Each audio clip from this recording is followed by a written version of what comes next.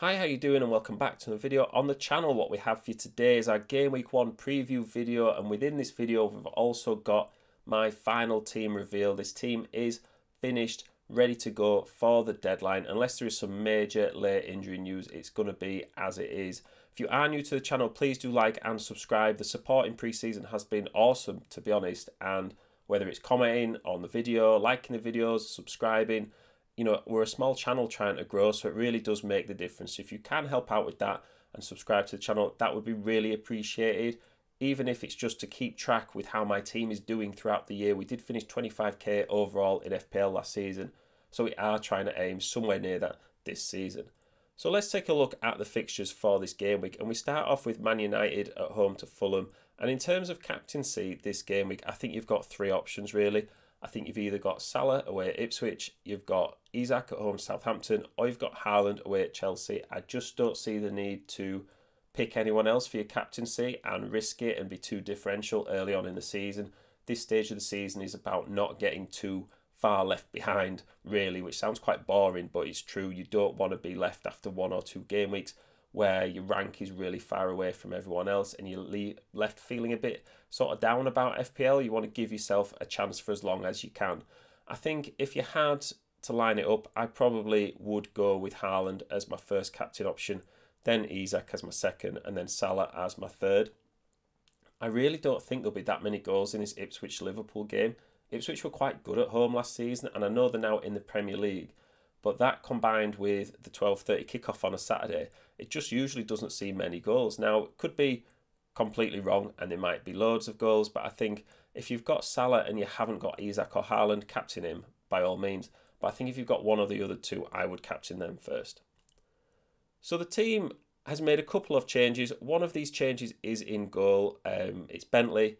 We've brought him in because really I had Everson in goal, and I've also got Face in defence from Leicester, and just for variance sake I brought in the Wolves goalkeeper just because I didn't really want two Leicester players in my team. You never know what's going to happen in the future because you might want a Leicester player elsewhere, or somebody might get injured, or something could happen. So you really don't want all your eggs in one basket, especially on bench players, which you're not going to play very often, and you don't want them to take up positions of the same team in your squad. We've also taken out Anderson for Robinson. Now, Crystal Palace's fixtures, I know a lot of people are really high on Crystal Palace. I actually don't like the fixtures that much to start the season. I think they look quite tough. Robinson, on the other hand, does have Leicester and Ipswich in his first three, has looked really attacking in pre-season, and is an attacking fullback compared to a centre-back in Anderson, so it just made sense to make a little switch. The rest of the team, such as Raya, Mikalenko, Gvardiol in defence, is staying the same. I did toy about whether doing Pickford and Saliba compared to Raya and Mikalenko, but I save a bit of money by going to Raya and Mikalenko. And as we're talking about in a second, there are some transfers we can make to allow me to double up in the Arsenal defence in the future. The midfield has stayed the same. Now, I want to talk about having Andreas over Emil Smith-Rowe. I think for me, Andreas is on set pieces more consistently, and he's proved he can do it over the course of a season. And I know Smith-Rowe might be more explosive and get a higher amount of returns in a short space of time, but he's also very unreliable in terms of his minutes and where he's going to be playing moving forward. So I did just want to have that security of Andreas, and I'm less likely to have to make an enforced transfer on someone like Andreas than I would be on Smith-Rowe. So just a bit of extra security there.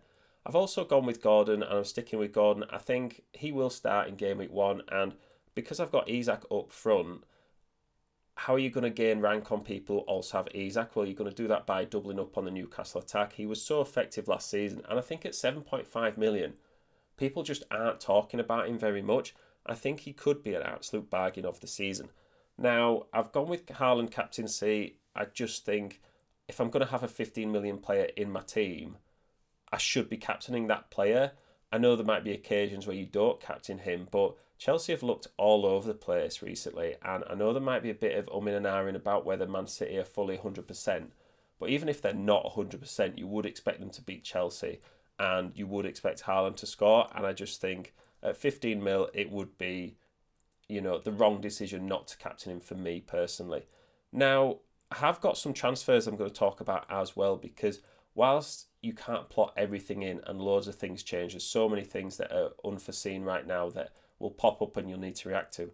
But I think after this game week, regardless of what happens, I will be dropping Son to Foden for his Ipswich fixture in game week 2.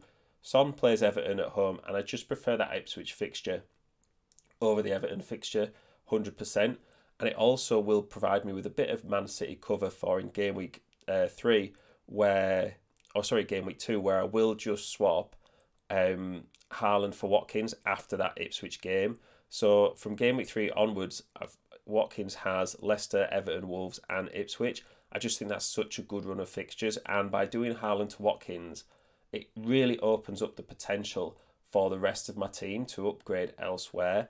And yeah, Haaland will still keep scoring, but I do reckon that not having all your eggs in one basket after that Ipswich game, which is sort of a safety net for me in terms of not getting left too far behind, I can then upgrade Andreas to Bruno in game week 4 after Andreas has played Leicester and Ipswich, and then I could potentially upgrade Wood to Solanke in game week 5, depending on how Spurs are looking, because Spurs will have just played Arsenal and Newcastle. I'll still have 2 million in the bank, so I could upgrade Face to Saliba for game week 6 when Arsenal play Leicester, Southampton and Bournemouth. And then that'll give me a lineup of Raya in goal, Saliba, Gvardiol and either Robinson or Mykolenko at the back, Saka, Gordon, Bruno and Foden in midfield, and then Solanke, Watkins and Isak up front, with either Robinson or Mykolenko or Davies coming off the bench as a first bench option. Now, for me, that looks a really solid lineup for a long-term play. It'll save me using my wild card, and it also doesn't involve all my transfers in that time period. I'll still have one extra transfer I could use to maybe change something around, or if there's an injury or I need a bit of cover or somebody comes in and scores a load of points that we haven't seen, I'll maybe want to jump on that. Now, I'm not absolutely rigid with this strategy because, like we say, things can change, and in FPL you love to plan ahead, and then FPL loves to destroy your plans. But that's what I'm thinking right now. Let me know in the comments what you think of my team. I think it looks pretty solid moving forward. Good luck in FPL. Remember, it is just a game, so go and enjoy it, and make your own decisions. Go with what you think. If you back a player, go and back him. It's what makes it fun. And I will see you in the next one.